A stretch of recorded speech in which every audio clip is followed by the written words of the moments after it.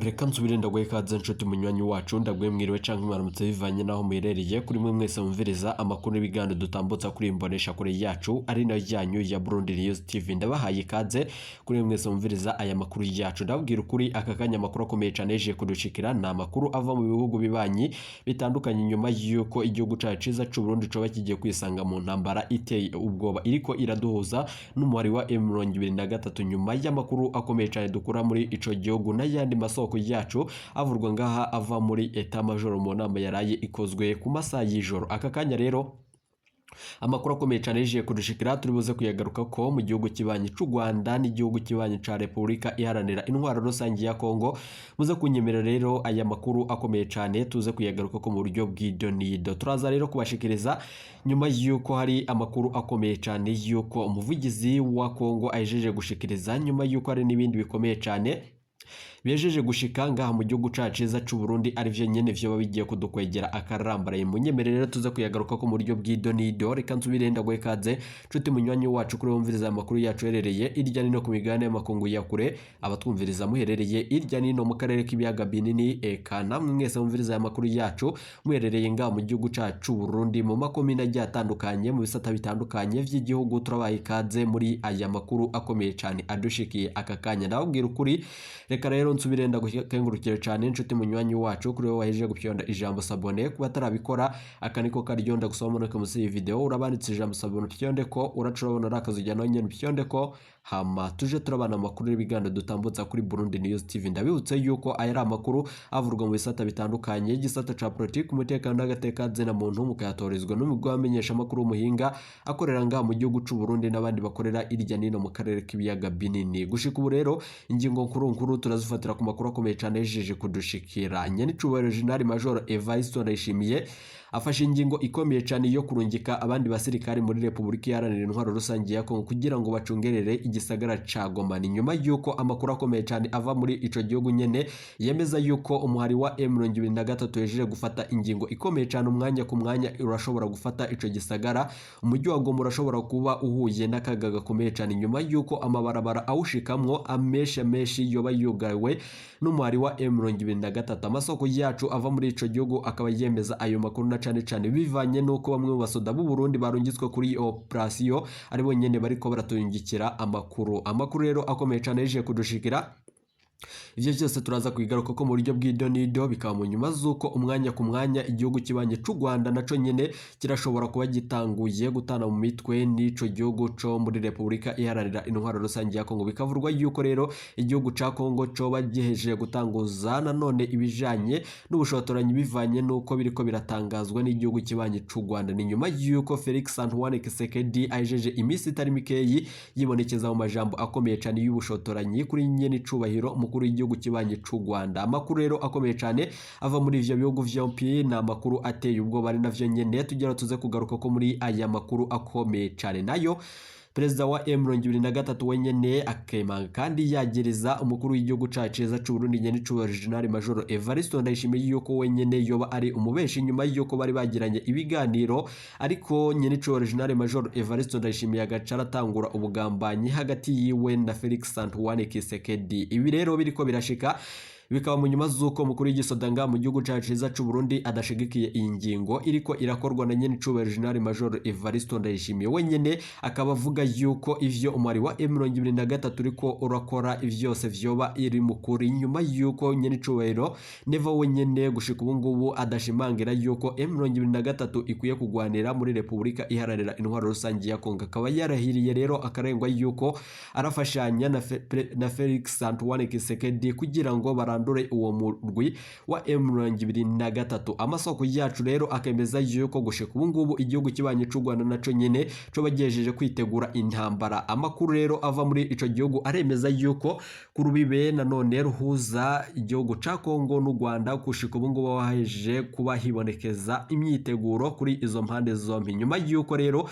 muri Leta Zunze Ubumwe za Amerika naho nyene bahejeje kuvuga yuko izo ntambara ziriko zirahuza ivyo bihugu vyompi gushika ubu ngubu ho bagiye kwivangamwo muri ico gihugu ciza c'u Burundi. Igihugu c'u Burundi coba kigiye kwibonekeza muri izo ntambara z'akarere kose nyuma yuko nyene c'uwa General Major Evariste Ndayishimiye atangiye ngo ibereye ariko arafatana cane no gutunganiriza ivyo igisirikare ciwe kiriko kiramusaba. Nyene c'uwa General Major Evariste Ndayishimiye kaba ariko arabikora nyuma yuko hari amahera atagira ukangana yahawe na Felix Antoine Tshisekedi kugira ngo ashore abana b'u Burundi mu ntambara badatahura. Ibi vyose rero tukaba tubishikirizwa na bamwe mu basirikare bakomakomenga mu gihugu c'u Burundi, gusa batashimye yuko tuvuga amazina yabo kumva z'umutekano wabo. Ni munyemere rero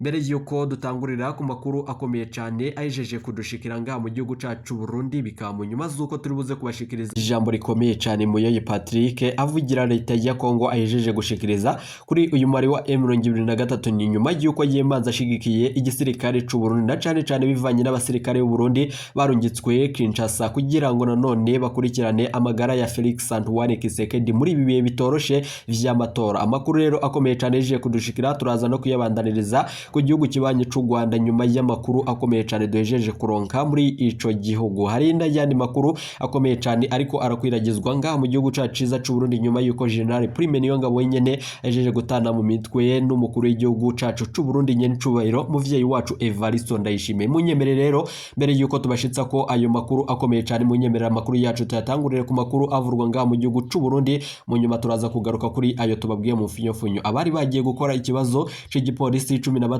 barapfunzwe i Bururi. Ni nyuma yuko bapfunzwe abo rero batawe mu mvuto kuri uyu wa mbere uheze ku igenekerezo rya 11 Kigarama mwaka wa 2023 ku mukuru w'intara nanone ya Bururi. Bivurwa yuko rero hari kuri uwo mugwa mukuru w'intara ya Bururi bagizwe n'imisore 12 n'abigeme nanone n'umwigeme umwe bari bagiye gukora ikibazo cyo kwinjira mu bisongerezi mu gipolisi c'u Burundi. Nkuko rero twabashikirije mu makuru yaheze bose bafashwe bagerezwa icaha kimwe cyo gusibanganya ikarata karanga muntu zabo banyegeza amazina yabo ndetse n'imyaka nk'uko vyemezwa na Colonel Albert Ntirampembe yari agiye guhagarikira ico kibazo. Iyo rero bikavurwa yuko gushika ubu ngubu ivyo vyose biriko biraba mu nyuma zuko hari n'ayandi makuru akomeye cyane yeje kudushikira aho Gitega gushika ubu ngubu hari umwana yoba afise amezi 3 yatowe ku mutumba wa Buhororo muri commune Geta kuri uyu wa 12 Kigarama mwaka wa 2023. Abene igihugu bo kuri uyu mutumba bavuga yuko bamusanze aharyamitse nanone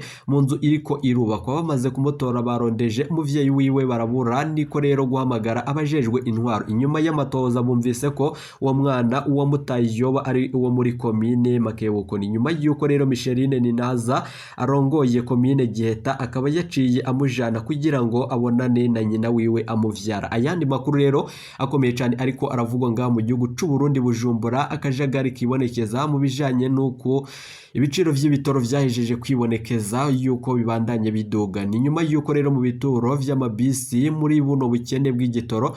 ko bakagiye vyo babigiye gutorerwa umuti. Ivyo vyose rero akaba ari ikibazo kiriko kiribazwa ko n'abatari bakeyi bakoresha ivyunguruza abantu. Ni nyuma yuko inyuma y'imisi itari mike yibonekeza akajagari ku gituro c'amabisi yunguruza abantu hagati mu gisagara na cane Mashasha. Bivurwa yuko mu masaha y'umugoroba ariho ivyo bintu vyose vyibonekeza. Ubusanzwe atwara igisata co kunguruza muri Mairie ya Bujumbura Fabrice Mbazabugabo ari kumwe n'abajejwe umutekano wahoze ari isoko nkuru ya Bujumbura bari bayishikiye aho ku gituro kuri uyu wa 12 guheze Kigarama mwaka wa 2023 mu ntumbero yo kwirabira iyo myidogo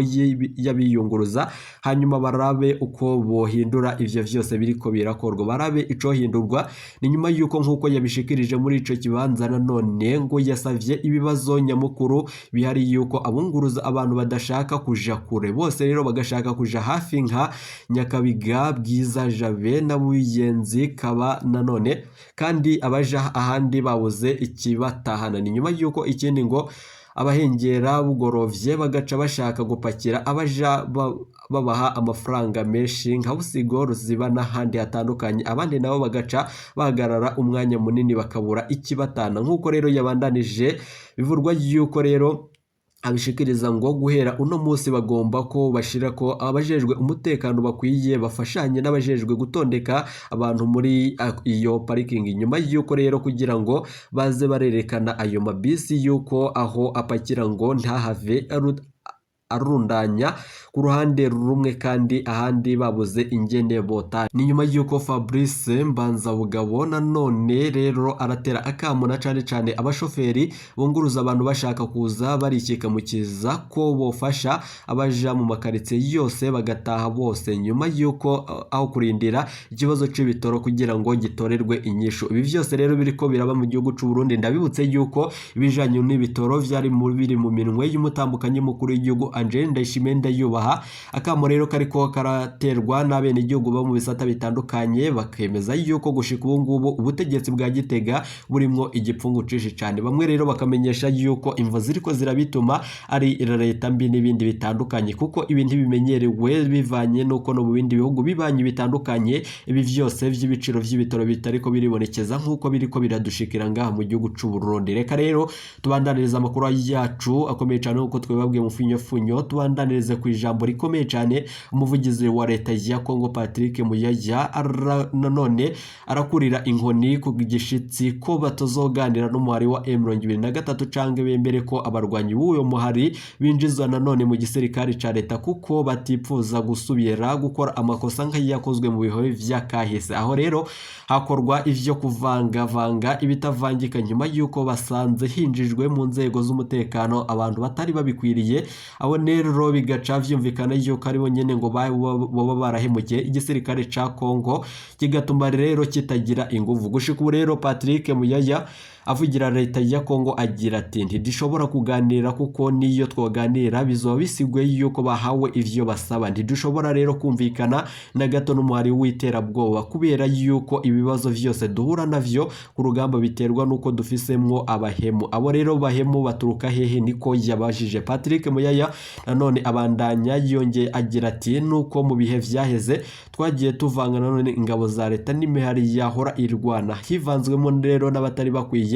kwinjizwa ni nyuma yuko none kuko dukwiye gukomeza gukora iri kosa. Ivyo vyose rero biriko mu nyuma zuko ari mu gihe kuva mu mwaka wa 2022 umuhari wa M23 utanguye imirwano mu ntara ya Kivu y'Uburaruko aya mango. Gushika ubu ngubu rero leta ya Kongo yagumye ihakana ikarengwa yuko itozokwigera iharanira kandi iganirira n'uyu muhari wa M23 ivuga yuko ari uwiterabwoba. Inyuma rero y'imirwano ikomeye cyane yahuje iyo muhari wa M23 n'igisirikare ca leta ya Kongo nabo bacuditse na cyane hamwe nabo bariko barafashanya nk'igabo zacu z'u Burundi mu kurwanya wa muhari wa M23 FDLR umuhari urwanya igihugu c'u Rwanda n'ibindi bitandukanye. Bikavuga yuko rero uwo muhari ugumutera intambwe ikomeye cyane mu kwigarurira ibice bitari bike vyo muri teritwari ya Rucuru, Masisi, Nyiragongo no mu ntara ya Kivu y'Uburaruko. Gushika ubu rero amakuru akomeye cyane yejeje kudushikira nkuko nyene General Major Evariste Ndayishimiye abandanye yibonekeza muri ivyo bikorwa bitandukanye vyo gushigikira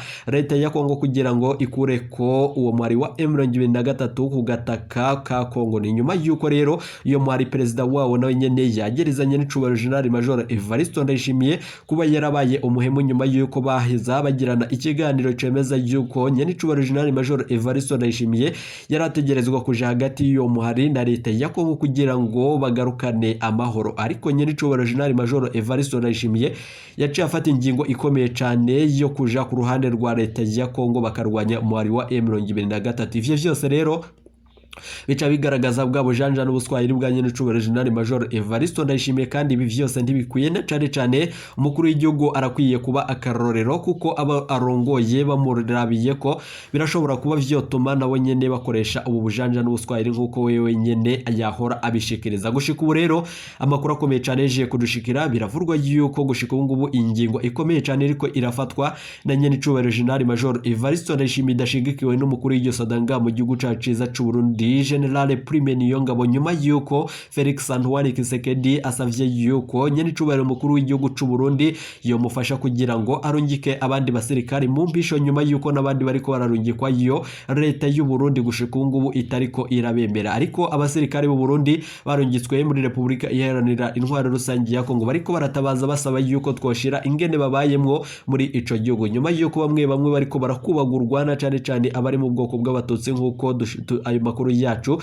tuyashikirizwa na bamwe muri abo basirikare bamwe batanguye gupfa kandi bakaba bari kwicwa n'igisirikare ca FARDC ibi vyose rero bakababazwa n'ibiriko birakorwa nyuma yuko badatahura ico bo bariko baragwanira bamwe ndabibutse yuko batahutse baganutse bashikanga mu gihugu c'u Burundi kumva zuko banze kurwana intambara badatahura ivyo vyose rero munyemerere tuzobigaruka ku muyandi makuru akomeye cyane abayishije kudushikiranga mu gihugu c'u Burundi bikaba mu nyuma zuko ari nibindi bikomeye cyane tugira ngo tubashitse ko mu bigano vyacu dutambutsa kuri Burundi News TV ndabwira ukuri aka kanya igihugu kibanye c'u Rwanda naco nyene gejeje kugaragaza yuko citeguriye intambara igiye kubahuza n'igisirikare ca FARDC nyuma yuko